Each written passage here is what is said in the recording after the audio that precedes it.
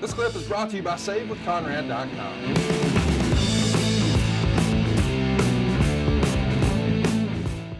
Hey, I just saw online that Oklahoma and Texas just notified the Big 12 that they will not renew their media rights after expiration in 2025. So it's going to happen sooner rather than later. And by it, I mean Alabama just whooping up on those Okies. Yeah, right. Well, we'll see. That's why they play the games, Conrad. Yes, it is. It's going to be fun, man. It's going to be fun. Oh, it's going to be great. It's two of the greatest institutions of college football history, Oklahoma and Alabama, in my Without view. question. So now they get to play each other for a high stakes, not just an occasional bowl game. They'll be in the same league. If they're good enough, they'll play every year because they're going to be in different divisions. So if Alabama and Oklahoma can live up to their hype, they'll play each other every year in the SEC title game. Now, that may upset some of our friends in Georgia and other places, Florida, etc. I mean, right? You're telling the truth. You're just spitting facts over here. That's all I'm doing. And I said to somebody the other day, I was been interviewed by a lot of different people. You know, our AD, smart guy. Yeah. And he's a good man. He's one of my better friends in the world. And so I just trust him. He's the expert in his field. So why would I, hey, you're doing good. If you're doing it right, you're doing good, then all I'm going to do is support you and continue to give you some money every now and then for the athletic department. So yeah, it's going to be good. But that's the deal. So the OU and Texas to the SEC can't happen as it currently stands before 2025's TV contract. Fox shit the bed. When Fox has these rights, and Oklahoma and Nebraska both are planning on this 50th anniversary of the game of the century in 1971 between Oklahoma and Nebraska. I was just out of high school about a year. God damn, that was a big game. And they beat us 35-31.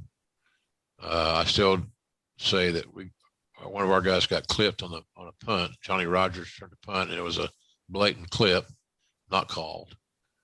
So, but that's not my story. Sore losers. But I think they were going to do a big celebration. Have Switzer there and Tom Osborne and all that stuff. And Fox put the game on at 11 a.m. Are you shitting me? And they'll come up with something. I got great friends that work at Fox.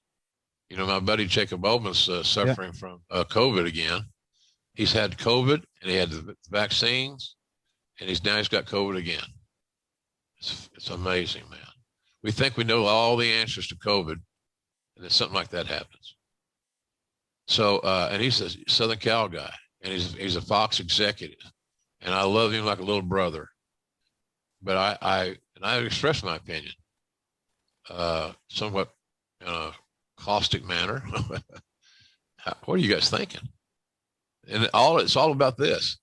Nebraska's not the it team right now. They're not the hot team in football. So we're not going to go with them. So you're forsaking all this tradition. It's like saying, well, Auburn's not very good anymore, Conrad. So we don't need to play Auburn. Alabama don't need to play Auburn. What the fuck? They don't have Tucker Frederickson. They don't have the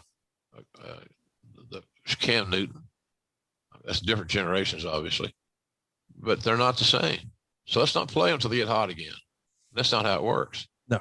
So so I think I had a buddy of mine, my buddy Wallace Marsh, said very poignantly, as a matter of fact, he said I'll paraphrase, that the Big Eight disintegrated the day that it was announced that Fox was not going to move that game to either a 2:30 or a night game.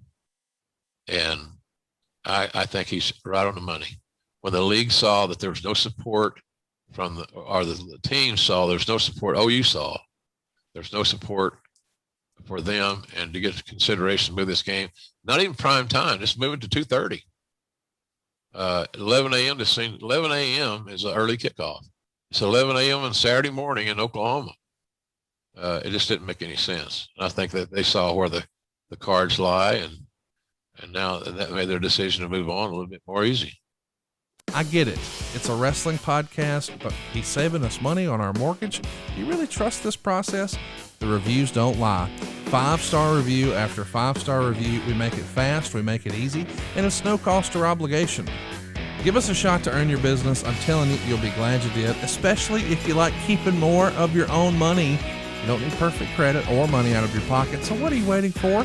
Hurry to savewithconrad.com. Here's one from Michael Eldridge. He's an OG guy here on our group. What are the JR memories of when he experienced what we call the Vol wake-up call in the morning during his visit to Knoxville? I don't know about this story, Jim. Is there a story to you getting awakened by some Tennessee volunteers? I think I did. I think some band or some little pep band or something played Rocky Top. Outside your room just to wake you up? Yeah. Wow. Well, they knew where I was staying because I'd done so much media that week. I coincided a JR show, like you and I have done occasionally, with my trip to Knoxville. So I had a comedy club gig and I did a lot of media. So somehow or another, my big mouth, I let it out where I was staying. And the next thing I know, I had company one morning. It's fun, all in fun. And little do they know we're going to whip their ass a little bit later on the week at Neyland Stadium. So that was one of the most fun athletic experiences, even if we had lost. That stadium, I'd never been in a stadium, Conrad, that it felt like we were having little tremors, little earthquakes. The crowd was so loud that it made things shake. Have you ever been to a game in Knoxville? I have. It's like the fans are right on top of you. It goes down. It's interesting. It's fun. It's a very unique stadium layout. A lot of history. It's really cool. Again, I compare these things to the Normans, the Tuscaloosas of the world, the Tennessee place, or Oxford. Any of those college towns provide you a great atmosphere. And I always thought it'd be different than like Georgia Tech's in Atlanta. Right. So I don't know if they're the star of their town. But I know who's the star of the town in Tuscaloosa. Oh, yeah. And I know who the star of the town is in Norman. So there's something about this, like being in like our last trip to Charlotte. It was a hub of a territory. And it's like Dallas, hub of a territory. So those are cool places to experience, quite honestly. But yeah, I got awakened. I thought it was funny. I thought it was creative, and it showed some initiative because they were up early. I just went back to sleep. I didn't sell it. You got to no-sell things, Conrad.